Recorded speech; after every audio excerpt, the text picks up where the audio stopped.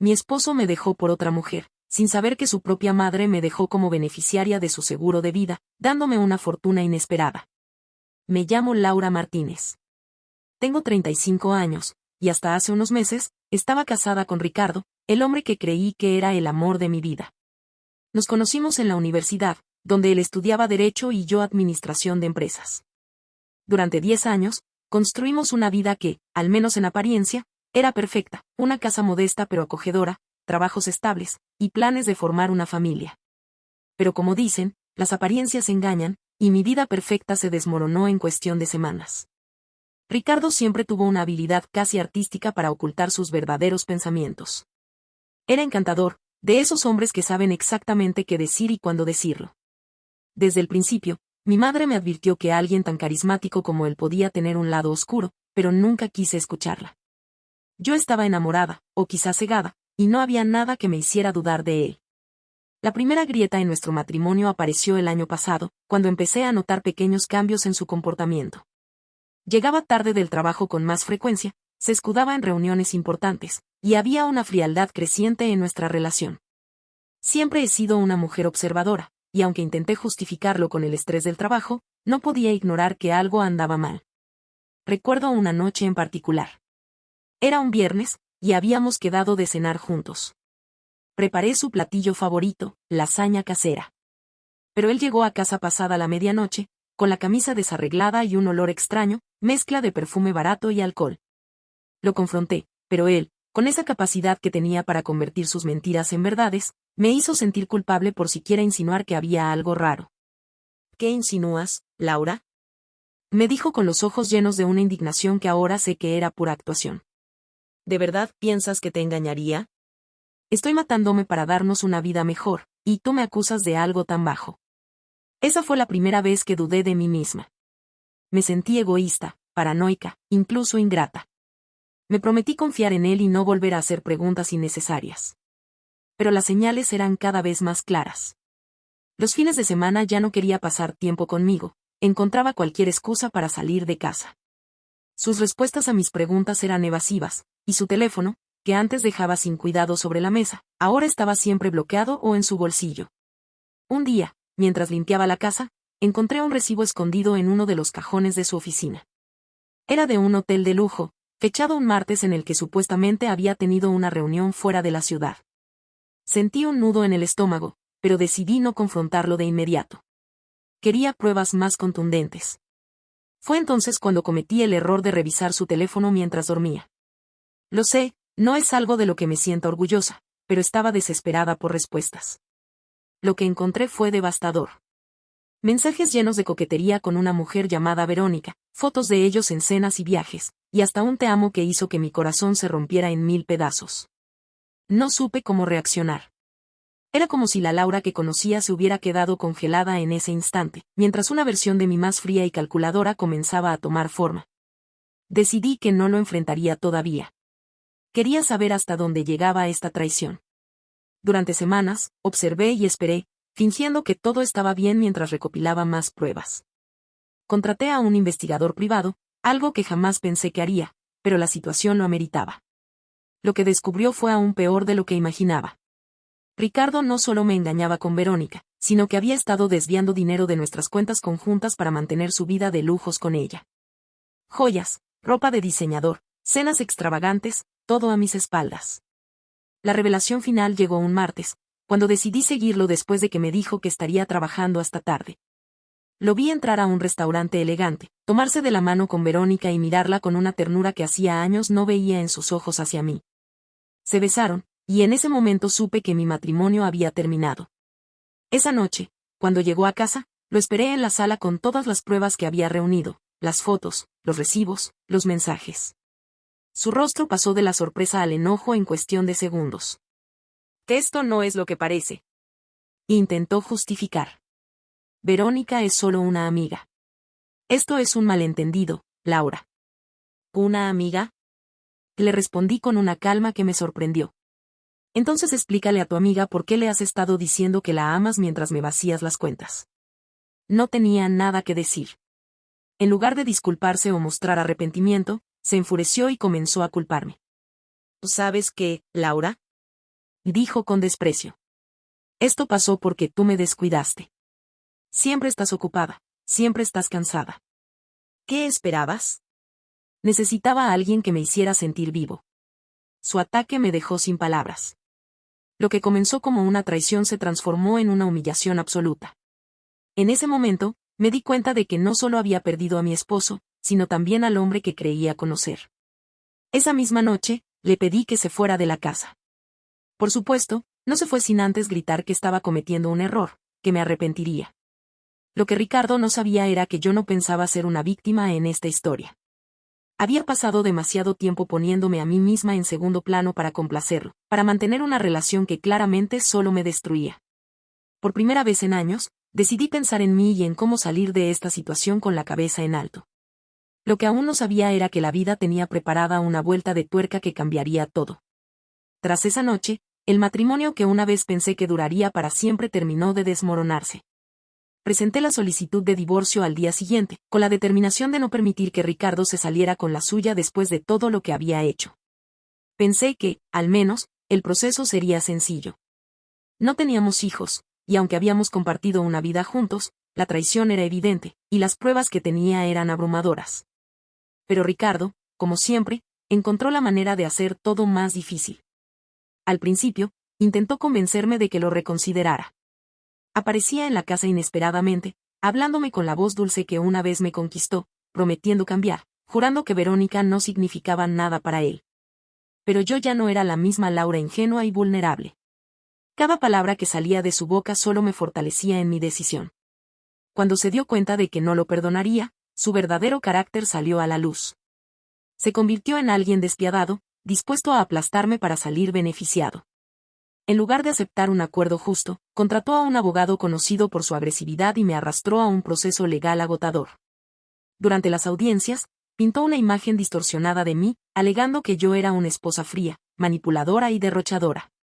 Que ella solo quiere arruinarme la vida, dijo frente al juez con una expresión que casi habría convencido a cualquiera de que era la víctima.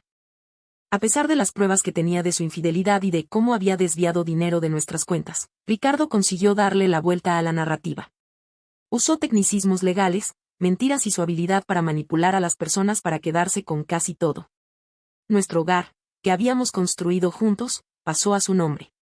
Las pocas cuentas bancarias que quedaban, también. Cuando el juez finalmente dictó sentencia, me quedé con lo mínimo, un pequeño auto que ya casi no funcionaba y unos cuantos ahorros que había guardado en secreto. Fue un golpe devastador. Después de todo lo que había pasado, no solo me había traicionado, sino que me había dejado sin nada. Durante semanas, me sumí en una especie de niebla emocional. No sabía cómo seguir adelante. Me sentía humillada, traicionada y derrotada. Pero la vida, como suele hacer, me sorprendió de una forma que nunca habría esperado. Una tarde, mientras trataba de organizar mis papeles para empezar de nuevo, recibí una llamada. Era del abogado de mi suegra, Elena. Laura, siento mucho molestarte en este momento, dijo con un tono serio, pero tengo algo importante que informarte. Elena, la madre de Ricardo, había fallecido inesperadamente. Un infarto fulminante mientras dormía. Aunque mi relación con ella nunca había sido particularmente cercana, siempre me había tratado con respeto, algo que no podía decir de su hijo. En las últimas semanas de mi matrimonio, incluso llegué a sospechar que ella sabía lo que Ricardo estaba haciendo, aunque nunca lo confirmó. Lamento mucho su pérdida, respondí, algo confundida por la llamada. ¿Hay algo en lo que pueda ayudar? Que en realidad, se trata de ti. Elena dejó un testamento, y, bueno, es importante que vengas a la lectura. La noticia me tomó por sorpresa. ¿Por qué necesitaría estar yo en la lectura del testamento? Pensé que seguramente sería algo relacionado con Ricardo, pero acepté asistir. El día de la lectura fue extraño. Ricardo estaba allí, junto con su hermana menor, Patricia, y algunos otros familiares. Cuando entré, todos me miraron con una mezcla de sorpresa y resentimiento, especialmente Ricardo. ¿Qué haces aquí? Me susurró con desdén cuando me senté en una esquina de la sala. Fui invitada, le respondí sin mirarlo. El abogado comenzó a leer el testamento. Era un documento largo, lleno de formalidades legales, pero lo importante llegó al final. Elena, en un giro inesperado, Me había nombrado la beneficiaria de su seguro de vida y de una cuenta de ahorros que había estado acumulando durante años. La suma era considerable, suficiente para cambiar mi vida por completo. Esto debe ser un error, dijo Ricardo, levantándose furioso de su asiento. Ese dinero me pertenece. Soy su hijo. El abogado, impasible, le respondió. La señora Elena fue muy clara en su decisión. Dejó este dinero a Laura como muestra de agradecimiento por los años que dedicó a cuidar de esta familia, incluso cuando no fue valorada. El silencio en la sala era ensordecedor. Ricardo estaba rojo de furia, y su hermana no podía ocultar su sorpresa.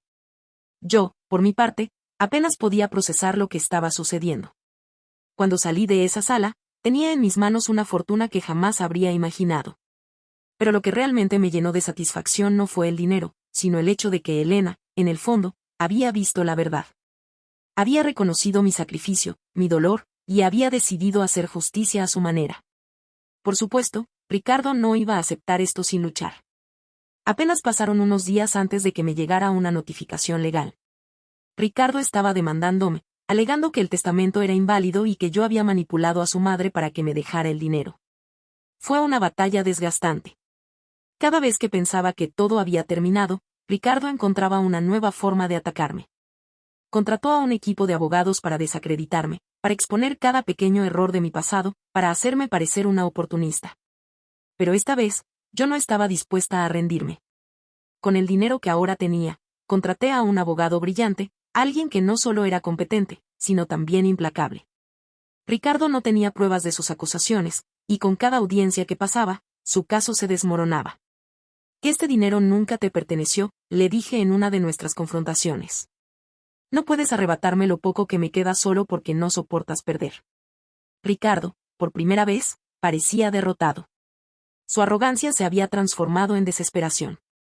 La última audiencia fue un triunfo para mí.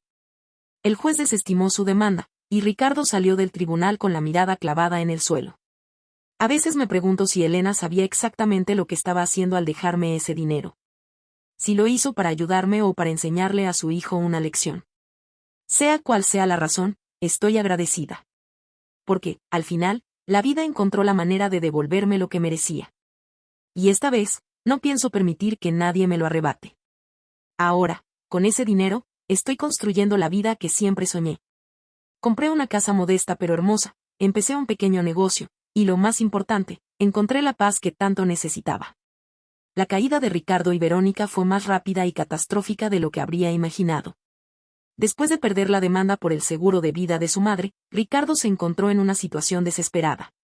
Su estilo de vida extravagante, sostenido por años a costa de mis sacrificios y de los desvíos de nuestras cuentas, ya no podía mantenerse. Para empeorar las cosas, su reputación profesional comenzó a tambalearse. No sé exactamente cómo empezó todo, pero una amiga en común me informó que su jefe había sido alertado sobre ciertas irregularidades en sus casos legales. Al parecer, Ricardo había estado descuidando a sus clientes para atender su guerra personal contra mí, y algunos descubrieron que no siempre manejaba sus fondos de manera ética. Lo despidieron en menos de un mes. Sin ingresos estables y sin dinero para pagar su lujoso departamento, tuvo que mudarse a un pequeño apartamento en las afueras de la ciudad. Verónica, por supuesto, no tardó en mostrar su verdadera cara. No era una mujer que estuviera con un hombre por amor, ella buscaba comodidad y lujo, cosas que Ricardo ya no podía ofrecerle. Fue cuestión de semanas antes de que lo dejara por alguien más, un empresario con una billetera más abultada y cero escrúpulos para esconder su relación. Te lo advertí, Ricardo, le escuché decirle un día, en una conversación que accidentalmente escuché cuando llamé para cerrar asuntos legales pendientes. No me voy a hundir contigo. Esto es tu problema, no mío. Ricardo quedó completamente solo. Sin trabajo, sin casa y sin su gran amor. No puedo mentir, había algo irónico y casi satisfactorio en ver cómo la vida lo ponía en su lugar. Todo lo que me había hecho a mí, todo el dolor y la humillación, ahora lo estaba experimentando él en carne propia. ¿Y yo? Bueno, no fue fácil reconstruirme, pero lo logré. Después de ganar la batalla legal, me mudé a una casa que, aunque modesta, era un lugar donde finalmente podía sentirme tranquila. El negocio que abrí empezó lentamente, pero poco a poco fui ganando clientes y confianza. Encontré una pasión inesperada en el diseño de interiores, algo que me permitió transformar espacios y, simbólicamente, también mi vida. Sin embargo, había algo que todavía necesitaba hacer para sentir que mi ciclo con Ricardo estaba completamente cerrado. No soy de las que buscan venganza por el simple placer de hacerlo, pero sentía que debía hacer algo para asegurarme de que él entendiera las consecuencias de sus acciones. Sabía que había intentado acercarse nuevamente a Verónica, rogándole que le diera otra oportunidad. También sabía, gracias a esa amiga en común, que Verónica se burlaba de él abiertamente entre sus círculos sociales, llamándolo un hombre acabado y un pobre diablo sin futuro. Así que, cuando supe que Ricardo estaba buscando desesperadamente trabajo en un bufete que yo conocía, aproveché mi red de contactos para mover algunos hilos. No mentí ni inventé nada, simplemente compartí los hechos. Hablé con un conocido que trabajaba en ese bufete y le proporcioné copias de las pruebas que utilicé en el juicio, los desvíos de dinero, sus mentiras, su falta de ética profesional. El resto se resolvió solo. Ricardo no solo perdió la oportunidad de trabajar allí, sino que su historial empezó a circular entre otros despachos legales. Se convirtió en alguien con quien nadie quería asociarse. No fue una venganza cruel, sino justa. Él me había arrastrado al suelo, pero esta vez fue él quien quedó hundido en el lodo que creó. A medida que pasaba el tiempo, empecé a notar algo en mí misma, ya no pensaba en Ricardo con rabia o dolor. Era como si él y todo lo que representaba se hubiera convertido en una sombra lejana, algo que ya no podía tocarme. La vida empezó a sonreírme de formas inesperadas. Mi negocio prosperó, y comencé a rodearme de personas que realmente aportaban algo positivo a mi vida. Incluso encontré el valor para abrir mi corazón de nuevo, aunque con más cuidado esta vez. Conocí a alguien, Daniel, un hombre paciente y honesto que entendió mis heridas y nunca intentó apresurarme. Una tarde, mientras tomábamos café en la terraza de mi nueva casa, le conté toda mi historia. Era la primera vez que hablaba de Ricardo y todo lo que pasó desde un lugar de paz. Daniel me escuchó con atención y, al final, simplemente dijo: "Eres increíble, Laura. No por lo que te pasó, sino por cómo saliste adelante. Eso dice mucho más de ti que cualquier cosa que Ricardo haya hecho". Esas palabras se quedaron conmigo. No porque necesitara validación, sino porque me recordaron que mi historia no era solo una tragedia, sino una prueba de mi fortaleza. De Ricardo no supe mucho más. La última vez que lo vi fue por casualidad, en una calle del centro. Estaba más delgado, con el rostro envejecido y una expresión de cansancio que parecía permanente.